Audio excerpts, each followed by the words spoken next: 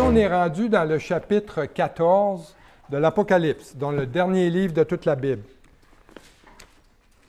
My teaching is in French, so are you okay with that? Yeah? You understand me in French? Okay, that's good. OK, donc chapitre 14 de l'Apocalypse. Et la dernière fois, on a regardé ensemble attendez une minute, les 13 premiers versets. Et aujourd'hui, on va terminer le chapitre. Et en passant, j'aimerais dire bienvenue aux gens qui écoutent en ligne, parce que je sais qu'il y a des gens qui... J'ai reçu beaucoup de commentaires encore une fois, puis je souhaite la bienvenue aux gens d'Europe qui écoutent en ligne, qui suivent les enseignements de ce merveilleux livre qu'est l'Apocalypse. Et on va se régaler encore une fois aujourd'hui dans la parole. Hein. Il y a vraiment beaucoup de choses à dire. Et il y a des choses qui sont imagées. Il y a des choses qui sont pour nous aujourd'hui aussi. Ce n'est pas seulement des choses pour le futur, mais des choses qui s'appliquent à nous encore aujourd'hui, et on va voir ça. Donc, tout le monde est là. Donc, Apocalypse chapitre 14, versets 14 à 20 qu'on va étudier aujourd'hui. Et le titre de mon message, c'est « On récolte ce que l'on sème ». Donc, c'est un principe, ça, qui est valide pour tout le monde qui vit sur Terre. On récolte ce que l'on sème. Et notre texte aujourd'hui va nous parler de trois choses. Il va nous parler de la moisson, il va nous parler de la récolte et des vendanges. Donc, c'est relié à l'agriculture, mais dans un sens spirituel, ce qu'on va voir. Eh bien, avant d'introduire notre étude du livre de l'Apocalypse, on va tout simplement aller dans un autre livre du Nouveau Testament qui est l'Épître de Paul aux Galates, chapitre 6, versets 7 à 8. Donc, le livre de Galates 6, 7 et 8.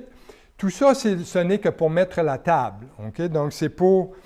on va lire d'abord un avertissement que l'apôtre Paul a donné aux chrétiens de l'Église de Galatie. Et ça dit ceci, dans Galates chapitre 6. Il dit « Ne vous y trompez pas, on ne se moque pas de Dieu. Ce qu'un homme aura semé, il le moissonnera aussi. » Verset 8, ça dit « Celui qui sème pour sa chair moissonnera de la chair la corruption. Mais celui qui sème pour l'esprit moissonnera de l'esprit la vie éternelle. » Ce texte de l'apôtre Paul, ici, parle de semences et de récolte. Et son contexte, il faut bien mettre ça clair, son contexte est que l'apôtre Paul voulait encourager les croyants de l'Église de la Galatie à soutenir celui qui leur enseignait la parole. Donc, mais on peut définitivement faire une application plus générale à ce passage-là des Écritures. Et si on parle de semences et de récolte, eh bien, tous les agriculteurs avec qui j'ai travaillé pendant de nombreuses années, plusieurs décennies en fait, ça vous donne un peu mon âge, mais bon. Donc, les agriculteurs, c'est des gens qui savent très bien quand ils mettent une semence en terre, quel type de semence ils mettent, et ça va déterminer le type de récolte qu'ils vont avoir, qu'ils vont récolter. Et s'ils sèment une bonne semence et qu'ils l'entretiennent, qu'ils la désherbent, qu'ils la fertilisent, eh bien, ça va, en théorie, donner une bonne récolte.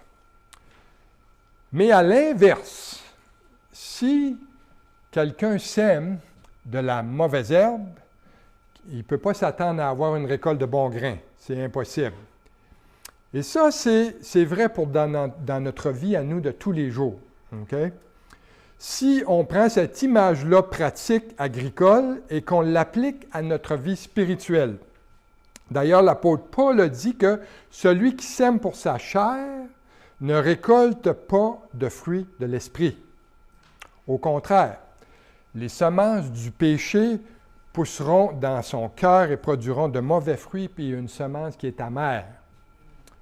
Inversement, si vous semez des bonnes semences dans la vie, vous allez constater qu'elles vont produire de bons fruits, et ça va amener une moisson glorieuse pour la vie éternelle. Et ce qu'on va parler aujourd'hui, c'est la dernière moisson. Ça, ce n'était que pour mettre la table. Donc, on va parler de la dernière moisson. Et notre étude d'aujourd'hui, dans Apocalypse 14, parle de la dernière moisson à la fin des temps. Notre texte aujourd'hui va nous donner un aperçu du résultat final de tout ce que l'humanité sur Terre a semé dans sa désobéissance et dans sa rébellion contre Dieu.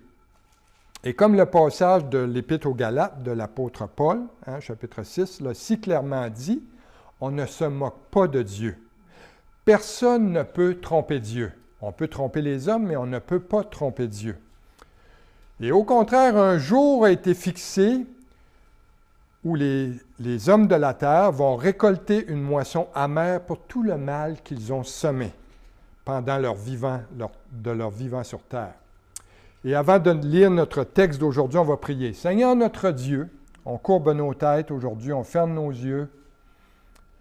Et on veut te demander, Seigneur, que tu nous éclaires aujourd'hui, que tu rendes ta parole limpide pour nous, que tu rendes ta parole simple pour chacun d'entre nous. Même, Seigneur, s'il y a des symboles, ils sont écrits pour notre compréhension.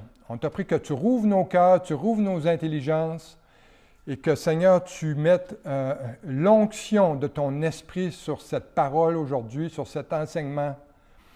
Et, Seigneur, qu'on puisse être édifié, qu'on puisse grandir dans notre foi à cause de ta parole aujourd'hui. Bénis ça, bénis ce temps ensemble aujourd'hui. Au nom de Jésus, on te prie. Amen. Alors, allez au chapitre 14 de l'Apocalypse, verset 14. Verset 14. Qui dit ceci, « Je regardai, et voici, il y avait une nuée blanche, et sur la nuée était assis quelqu'un qui ressemblait à un fils d'homme, ayant sur sa tête une couronne d'or, et dans sa main une faucille tranchante. Et un autre ange sortit du temple, criant d'une voix forte à celui qui était assis sur la nuée, « Lance ta faucille et moissonne, car l'heure de moissonner est venue, car la moisson de la terre est mûre. » Et celui qui était assis sur la nuée jeta sa faucille sur la terre, et la terre fut moissonnée. Et un autre ange sortit du temple qui est dans le ciel, ayant lui aussi une faucille tranchante.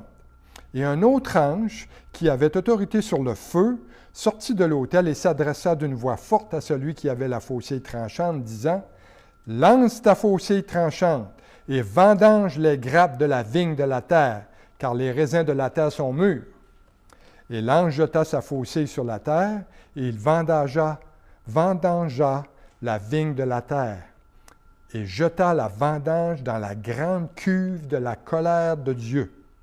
Et la cuve fut foulée hors de la ville, et du sang sortit de la cuve jusqu'aux morts des chevaux sur une étendue de 1600 stades. Donc la première chose que l'apôtre Jean parle ici, il parle d'une personne, il parle du moissonneur, il parle de celui qui moissonne dans les versets 14 à 16.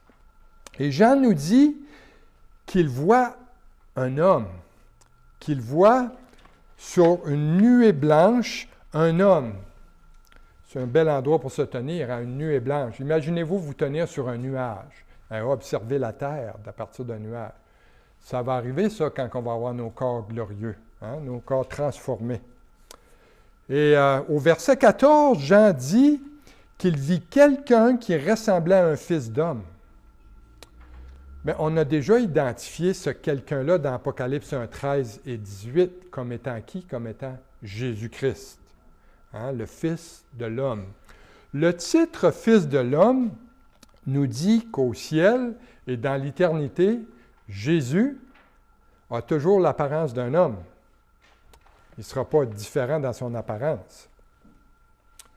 Ce qui est intéressant, c'est que dans le Nouveau Testament, dans les 4 évangiles décrivent Jésus de façon différente.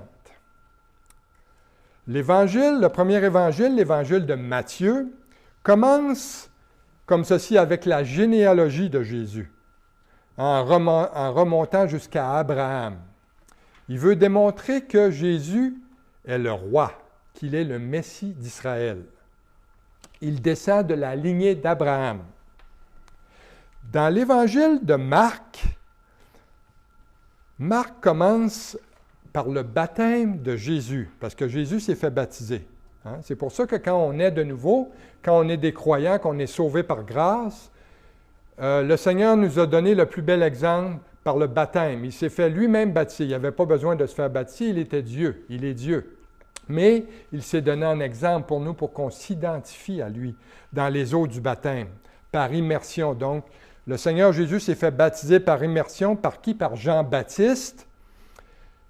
Et l'Évangile de Marc présente Jésus comme un serviteur qui se sacrifie pour les autres.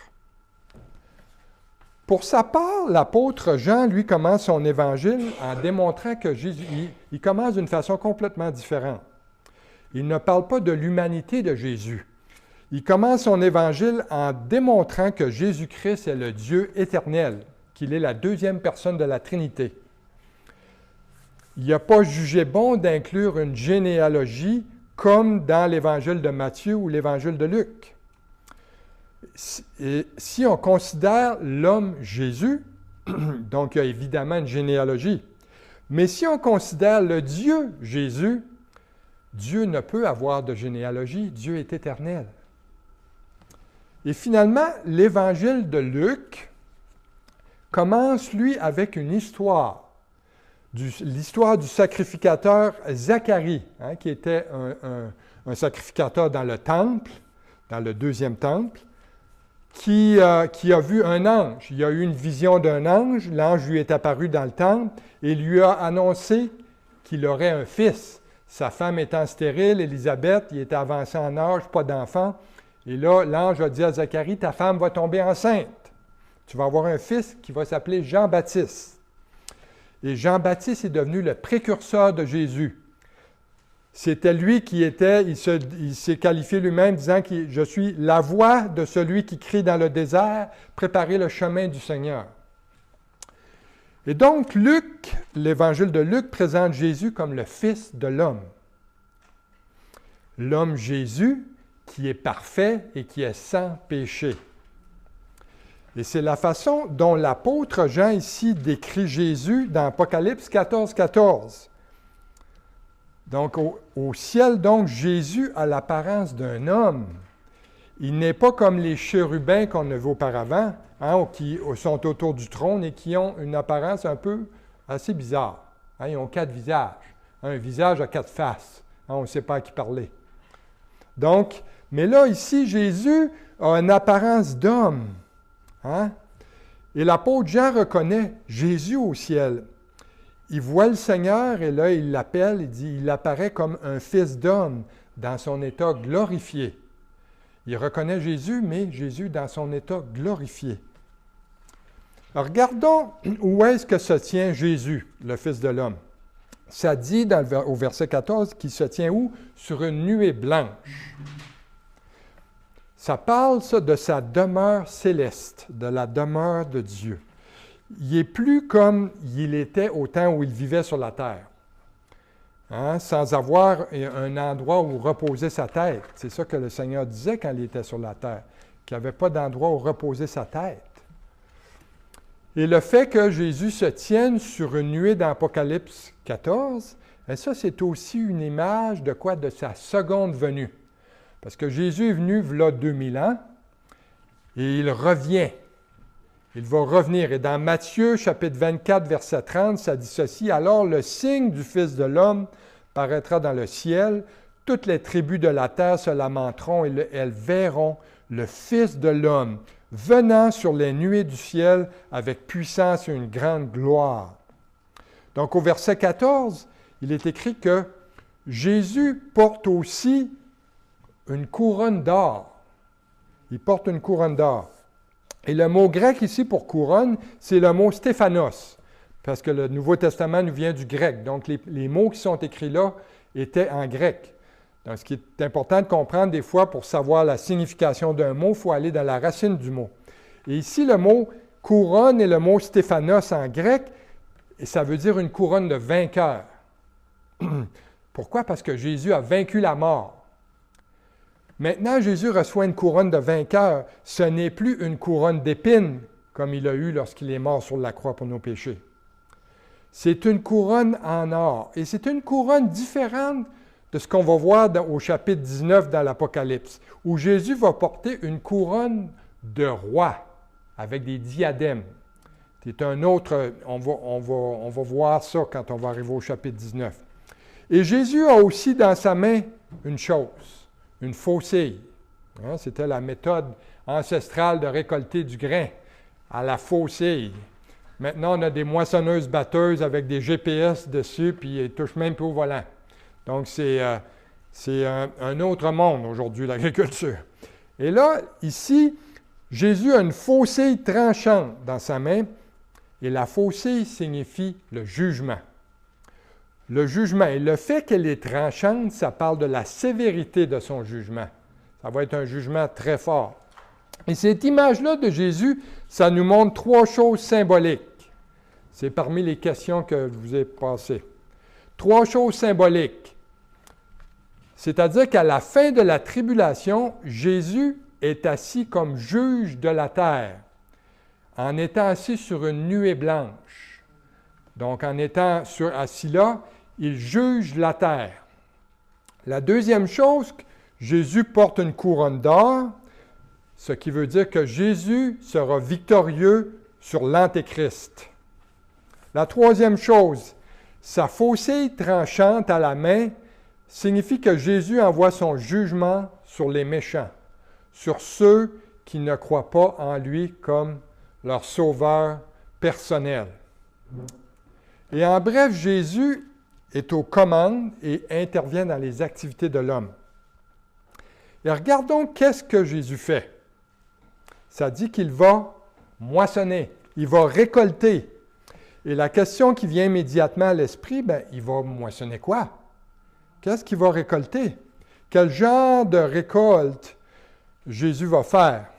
Va-t-il récolter des bons fruits ou de mauvais fruits? Bon, on a un indice au verset 15 qui nous dit ceci, « La moisson de la terre est mûre ». Et j'aime pas beaucoup la traduction en français parce que c'est assez vague. Le terme « mûr », c'est assez général.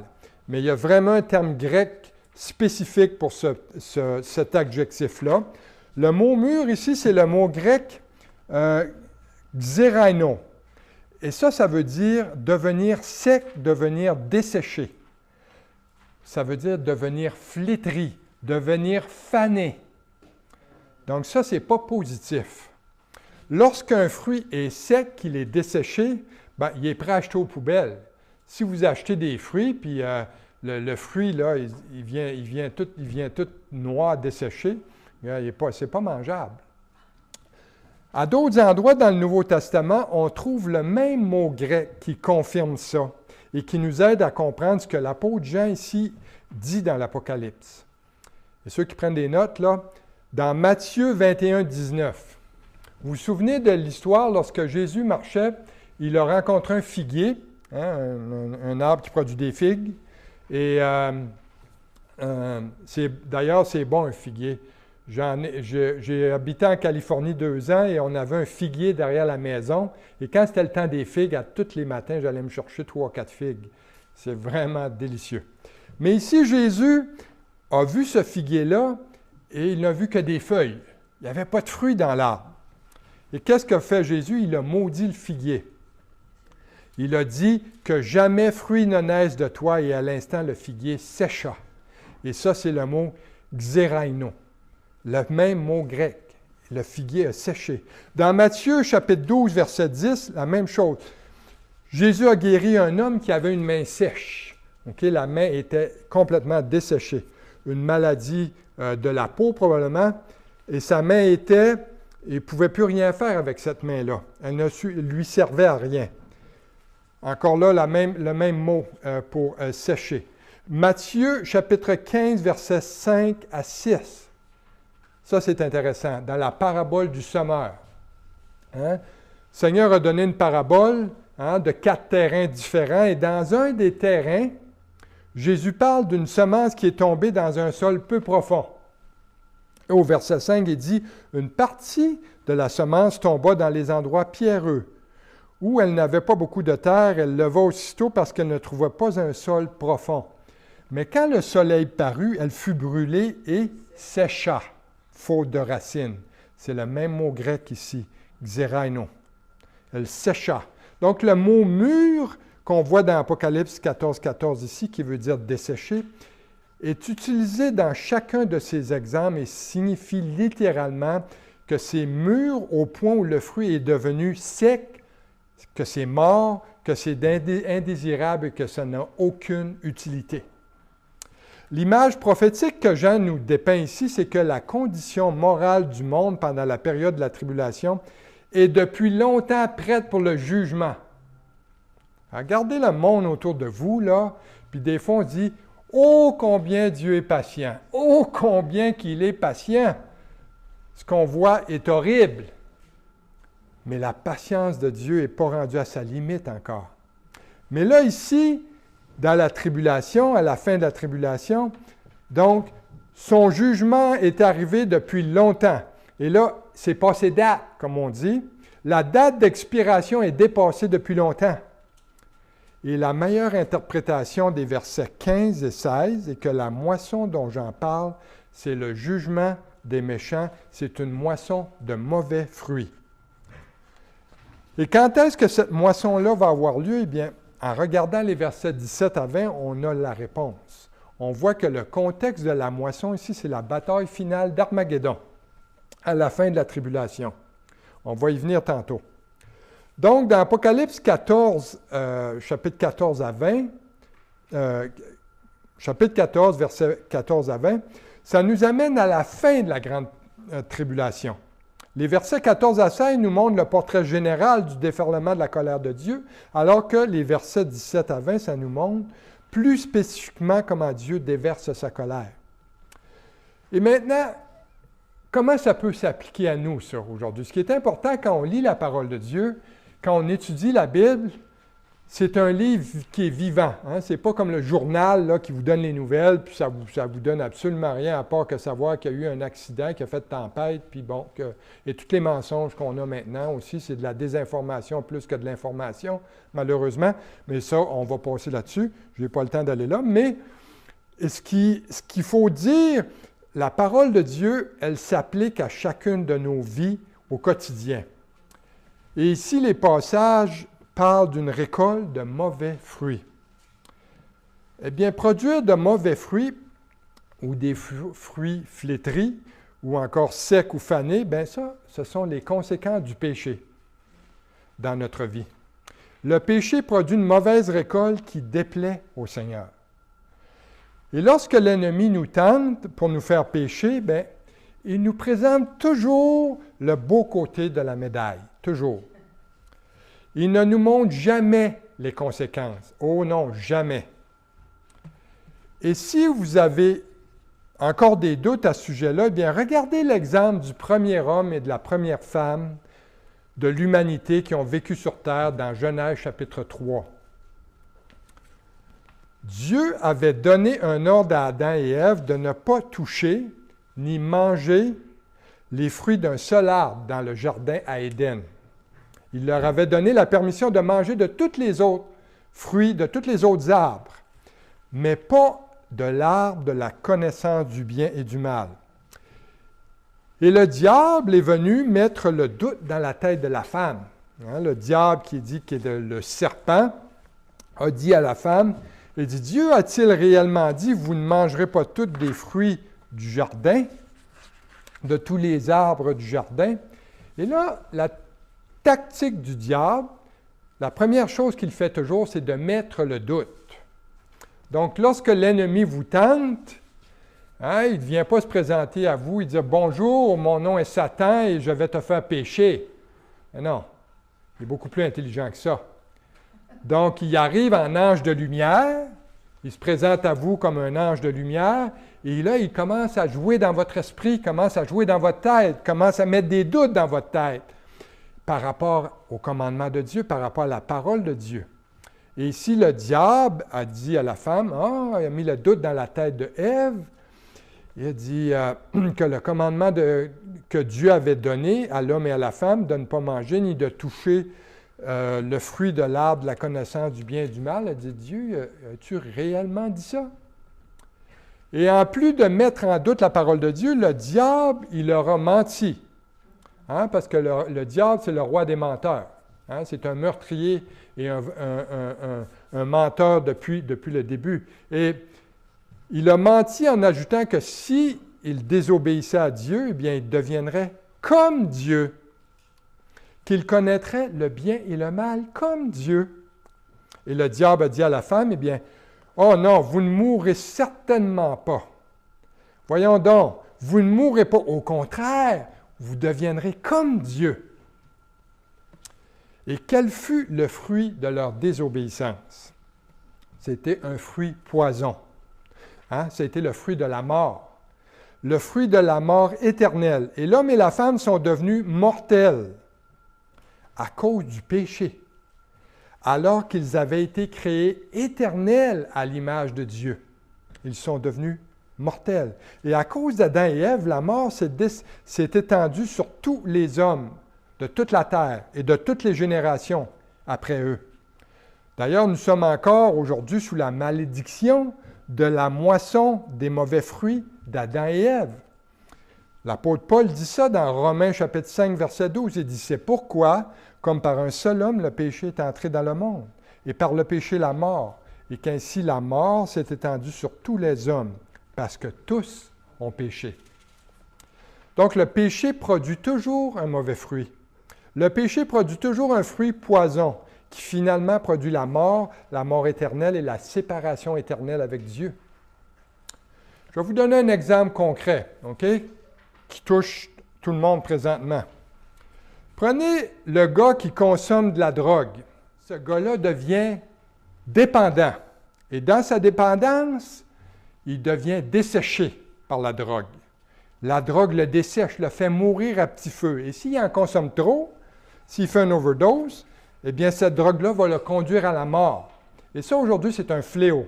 La drogue est un fléau. Et la vérité est que le fruit du péché est mauvais.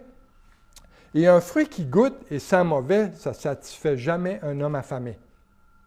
Et le péché apporte toujours une récolte amère.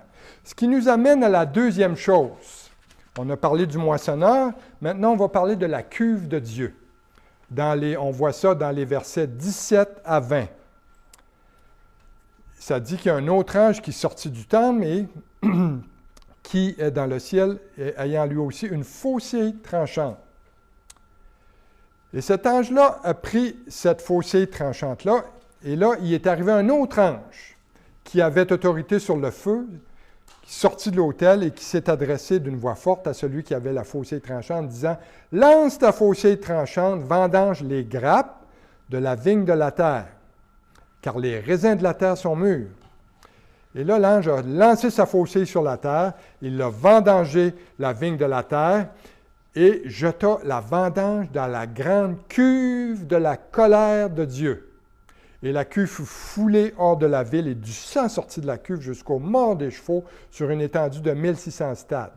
L'attention de Jean ici se tourne maintenant vers un autre ange. Hein, là, il est passé on a vu le moissonneur était Jésus, celui qui se tient sur la nuée. Maintenant, il parle d'un autre ange. Et bien que ça ne nous est pas dit là, dans le texte, si vous comptez, là, c'est le 5e ange qu'on rencontre dans le chapitre 14. Et la plupart du temps, les anges sont utilisés par Dieu comme des messagers. Ce sont tout d'abord des messagers pour l'humanité. Mais ici, on trouve quelque chose d'un peu différent. Cet ange-là, il n'est pas seulement un messager, mais il aide à la moisson des méchants sur la terre. Remarquez ce que cet ange, comme Jésus, qu'est-ce qu'il a dans sa main? Il a une faucille tranchante. Et qu'un autre ange lui ordonne d'utiliser cette faucille-là pour moissonner la terre. Remarquez ce que cet ange est en train de récolter au verset 18. Il dit, « Lance ta faucille tranchante et vendange quoi? Les grappes de la vigne de la terre, car les raisins de la terre sont mûrs. » Encore une fois, on a l'adjectif mûr. À première vue, on pourrait penser que cette récolte-là, c'est une bonne récolte, car le mot grec ici qui est utilisé est différent de l'autre mot grec au verset 15. Hein? Le mot grec ici veut dire mature, qui veut dire pleinement mature. Donc, quand une récolte est mature, ça veut dire qu'elle est prête pour la cueillette. Notez cependant la source des grappes, ici au verset 18. Elle dit, « Vendange les grappes de la vigne de où? De la terre. » La vigne de la terre. La vigne de la terre ici, ce n'est pas la vraie vigne dont parle Jésus dans l'Évangile de Jean au chapitre 15. Hein? Au chapitre 15, rappelez-vous de l'Évangile de Jean, Jésus se décrit comme étant la vraie vigne. Hein? Et au verset 5 du chapitre 15 de l'Évangile de Jean, il dit « Je suis le cep et vous êtes les sarments. » Autrement dit, « Je suis la vigne et vous êtes les branches. Celui qui demeure en moi et en qui je demeure porte beaucoup de fruits, car sans moi, vous ne pouvez rien. » Au verset 8 de chapitre 15 dans l'Évangile de Jean, il ajoute « Si vous portez beaucoup de fruits, c'est ainsi que mon Père sera glorifié et que vous serez mes disciples. » Mais ici, dans Apocalypse 14, 18, l'image prophétique est que cette vigne-là produit des fruits qui sont terrestres. Ce n'est pas des fruits célestes. Ce sont des fruits du monde. Cette vigne-là ne produit pas des fruits spirituels provenant de ses branches, comme dit Jésus dans Jean 15. Elle produit au contraire des mauvais fruits. Le symbolisme est que même dans la... Le symbolisme est la même que ce qu'on a vu dans les versets précédents. C'est-à-dire que le temps du jugement de Dieu est arrivé. Et ici, le péché de l'humanité est représenté par des raisins entièrement mûrs sur la vigne. Hein? Entièrement mûrs, il dit, veut dire qu'ils sont débordants de jus. Hein? Quand un vignoble a des raisins qui sont mûrs au point que le jus déborde, eh bien ça, c'est une image symbolique ici qu'on a, décrite que les raisins sont si gros qu'ils sont prêts à éclater. Hein, ils sont tellement pleins de jus là, qu'ils vont exploser. Ce que ça nous dit, c'est que le péché de l'homme a atteint son apogée. Ça a atteint un sommet. Là, les raisins vont exploser. Le péché de l'homme est rendu à la limite. Un peu comme c'était le cas dans Genèse chapitre 6, quand Noé a construit l'arche. Le péché de l'homme sur la terre était rendu à la limite et Dieu a envoyé le déluge pour inonder la terre. Comme on dit au Nouveau-Brunswick ici, pour flooder la terre. mais ici, les hommes... Ici, dans l'Apocalypse, eh bien, ces hommes-là sont allés aussi loin que Dieu leur a permis, et maintenant, ils vont payer le prix élevé de leur péché. Et ça, on trouve une situation similaire décrite dans Genèse chapitre 15, lorsque Abraham a reçu une vision du Seigneur. Il a reçu une vision du Seigneur lui disant qu'il aurait un fils, qu'il aurait Isaac, son fils, et que ses descendants deviendraient esclaves dans un pays étranger pendant 400 ans et qu'ils seraient opprimés. D'ailleurs, ils sont allés en Égypte, ils ont resté 400 ans, ont été opprimés par les Égyptiens. Mais Dieu a dit à Abraham, il a dit que « Je jugerai la nation à laquelle ils seront asservis. » Et c'est ce que Dieu a fait. Et il dit encore à Abraham ceci. Il dit « À la 4e génération, ils reviendront ici, car l'iniquité des Amoréens n'est pas encore à son compte. » En parlant des descendants d'Abraham. Il dit que les descendants d'Abraham vont revenir. Il dit que l'iniquité des Amoréens, il y en a qui les appellent les Amorites, c'était un peuple de rebelles. Mais Dieu il dit que leur iniquité, leur péché n'avait pas encore atteint le comble. Ça veut dire que Dieu avait prévu un moment précis où le péché du peuple de Canaan atteindrait son apogée. Et à ce moment-là, Dieu les a jugés par la main de qui? Par la main de Josué. Josué, avec les armées d'Israël, sont allés et ont détruit les Amoréens. Dieu, vous savez, a vraiment un temps où sa patience a une limite. Sa patience est infiniment longue. Elle est beaucoup plus longue qu'on peut s'imaginer. Mais un jour va arriver où sa limite va être sa patience va avoir atteint la limite. Et la vérité révélée ici dans Apocalypse 14 est que le péché et la rébellion de l'homme ont atteint ce point de non-retour, où ça exige le jugement de Dieu. Et le verset 19, Jean continue en nous disant que les raisins qui sont cueillis sont ensuite jetés où? Dans la cuve de Dieu, et qu'ils sont foulés. Il dit au verset 19, « Et l'ange jeta sa faucille sur la terre, et il vendangea la vigne de la terre, et jeta la vendange dans la grande cuve de la colère de Dieu. » Eh bien, la vendange, tous les viniculteurs savent ça. Donc, ils récoltent, quand ils font la vendange, ils récoltent les raisins. Ils envoient les ouvriers, ils amènent les raisins au pressoir, et puis ils mettent ça dans la cuve. Et la cuve ici est représentée par un grand fossé rectangulaire bordé de pierre. Et là, un coup que les raisins sont là, dans la cuve, eh bien, ils sont foulés, les raisins sont placés dans une tranchée, sont piétinés jusqu'à ce que le jus sorte du raisin. Et ça, c'est une image parfaite de la bataille d'Armageddon, de la bataille finale d'Armageddon qui va avoir lieu à la fin de la tribulation. Et la cuve ici en question, dont Jean parle, évidemment, c'est une image. Et ça fait référence ici à la vallée d'Armageddon, qui est vraiment une vallée qui existe. D'ailleurs, j'y ai marché. C'est une belle vallée agricole. Maintenant, ils font pousser des céréales, ils font pousser du blé. C'est très, très fertile, le sol dans la vallée d'Armageddon, ou la vallée de Jizréel, qui appelle en Israël aussi. C'est très fertile. Bien, il y a eu beaucoup de cadavres là, dans toute l'histoire. Il y a eu beaucoup de guerres dans cette vallée-là. Beaucoup, beaucoup de guerres. Et la guerre finale va aussi avoir lieu là. C'est une vallée qui mesure 16 km de large sur 64 km de longueur, de long, donnant vers la ville de Jérusalem. Et la vendange dont dont Jean parle, ce sont les armées qui vont suivre l'Antéchrist, qui vont être rassemblées dans cette vallée-là, dans la vallée de Jizréel, en Israël, pour combattre contre Dieu. Et là, celui qui va fouler la cuve, ça va être Jésus qui va fouler les raisins. Jésus lui-même qui va détruire complètement les forces de l'Antéchrist. Et d'ailleurs, Apocalypse 19:15 confirme ceci. Ça confirme que c'est bien Jésus qui va fouler les raisins de la cuve de la colère de Dieu. Parce qu'Apocalypse 19:15 dit ceci, « De sa bouche sortait une épée aiguë pour frapper les nations. Il les pètera avec une verge de fer, et il foulera la cuve du vin de l'ardente colère du Dieu Tout-Puissant. » Donc, bien que la description de Jean de la cuve soit symbolique, on constate que la vallée d'Armageddon a littéralement la forme d'une cuve.